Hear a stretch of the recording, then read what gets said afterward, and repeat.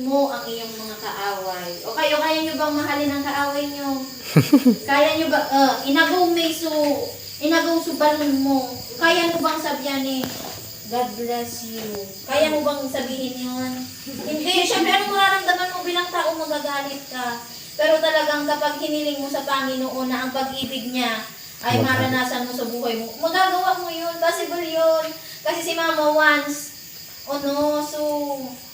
hindi ko naman yangaran, basta may ito noon. Ba, nakita ni Mama Eve to. Alam niyo kung anong, di ba kung iba-iba, hoy, lulutuan ko ka na. Di man baga, pero sabi na sana ni Mama, baysa na ngayon, tipad mas kay Kwan niya maya kato. Di ba? O, kaya niyo bang gawin yun? Si Mama, hindi din niya kayang gawin yun. Nagawa niya yun kasi nandun ang Panginoon, binabanyan siya. So, yun yung isipin natin. Lord, hindi ko kaya kung ako lang. Kailangan kita. Palagi natin i-invite ang Panginoon sa buhay natin. Okay, sunod. Sa unang punto, ano nga yun? Isuko ang ating personal na prioridad. Dito na tayo sa pangalawang punto. Dakilang komisyon bilang salihan. Ano kaya yun?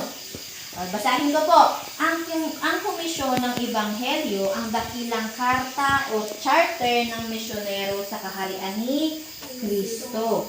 Sabi daw sa Mateo 28, sige, tingnan po natin. Mateo chapter 28, verses 19 hanggang 20.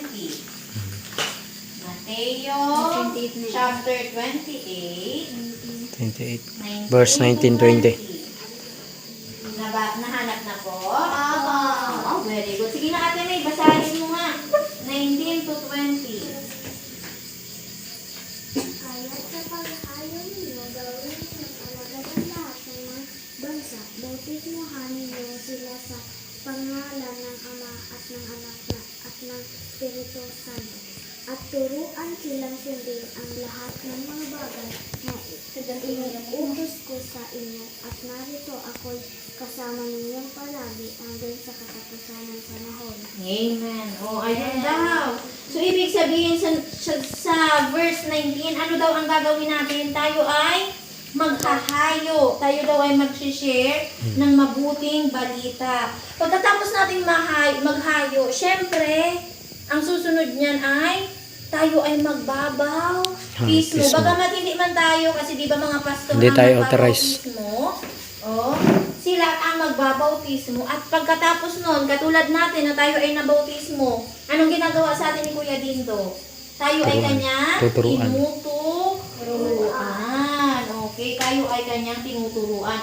Tanungin natin si Kuya Dindo, madali lang ba naturuan kami?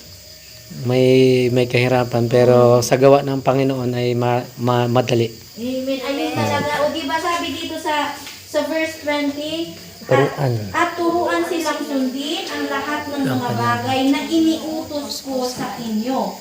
At narito, ako'y kasama ninyo palagi hanggang sa katapusan ng panahon. O kaya hindi nahihirapan si Kuya Dindo masyado kasi kasama natin ang Panginoon. Amen. At maging tayo, hindi din tayo. Kayo nahirapan ba kayo simula nung pagkabaptize? Bagamat may mga, syempre, hindi mawawala yung persecution. Hindi mawawala yung mga temptation. Pero talagang isipin lang natin na kasama natin ang Panginoon. Mamamalayan nyo, ay Lord, na kaya kong tanggihan si friend. Ay Lord, na kaya kong hindi magmura sa araw na to.